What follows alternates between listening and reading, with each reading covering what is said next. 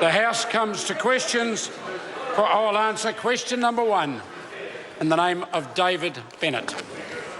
Mr Speaker, my question is to the Minister of Finance. How is New Zealand's labour market supporting resilience and delivering higher incomes for families? Mr Speaker.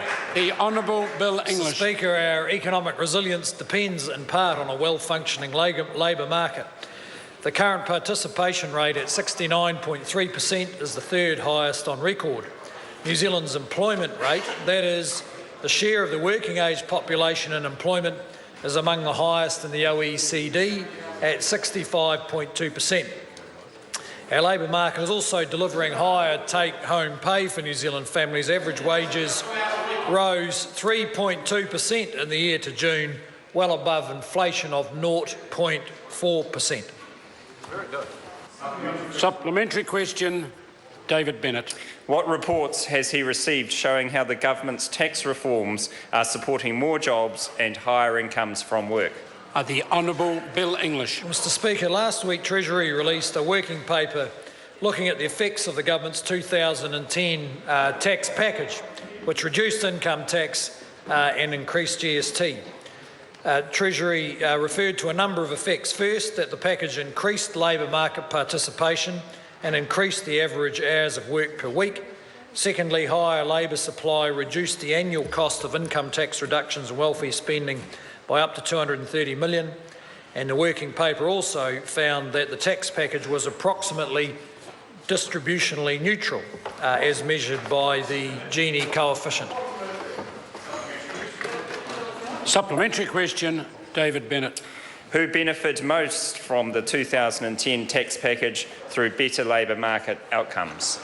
The Honourable Bill Speaker, English. The Treasury found the net effect of the tax package was a moderate improvement in labour market participation and a lift in hours by all groups that were examined. The strongest improvements were for single women and in particular sole parents, whose participation rate increased nearly 1% as a result of the tax reform, according to the Treasury study. A supplementary question, David Bennett. What additional steps is the government taking to support more jobs and higher wages? The Honourable Bill English.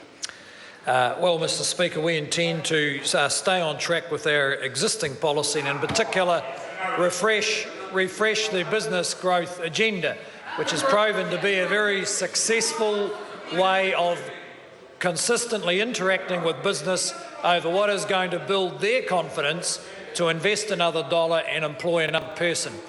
We've already issued a couple of refreshers of the business growth agenda and will be issuing more over coming months.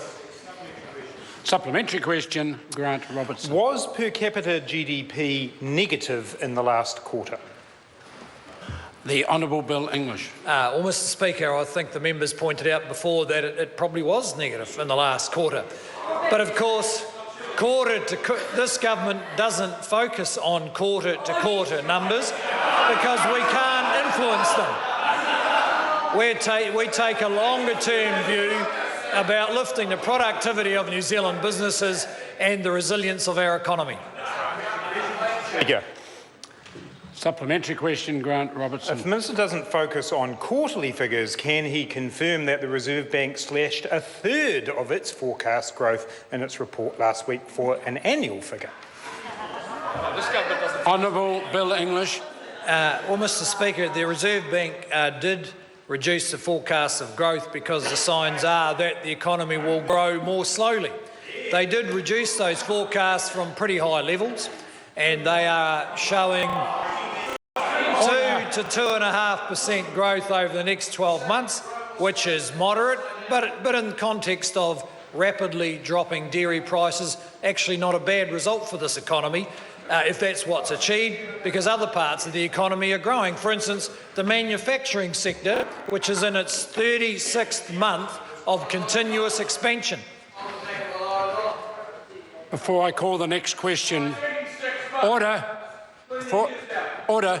Before I call the next question, would Mr Seymour please remove that visual aid from his desk?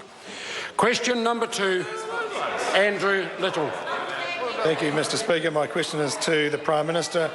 Why did he